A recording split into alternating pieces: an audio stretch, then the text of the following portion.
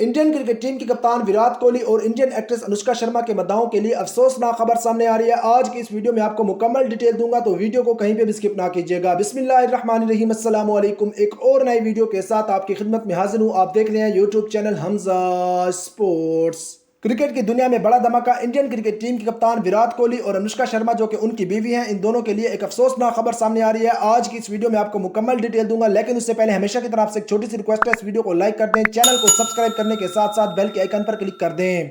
Indian cricket team के कप्तान विराट कोहली के लिए कौन सी अफसोसनाक खबर है, इसकी मुकम्मल डिटेल आपको देता हूं, लेकिन उससे पहले मेरा आप सबसे एक छोटा सा सवाल है कि आप बाबर आजम को बड़ा बैट्समैन समझते हैं या फिर विराट कोहली को बड़ा बैट्समैन समझते हैं? आपने मुझे कमेंट करके जरूर बताना है, मैं आप सबके कमेंट का इंतजार करूंगा। किंग्स 11 पंजाब के खिलाफ इंडियन क्रिकेट टीम के कप्तान विराट कोहली की टीम आरसीबी को शिकस्त। आरसीबी के कप्तान विराट कोहली मजीद मुश्किलात में फंस गए।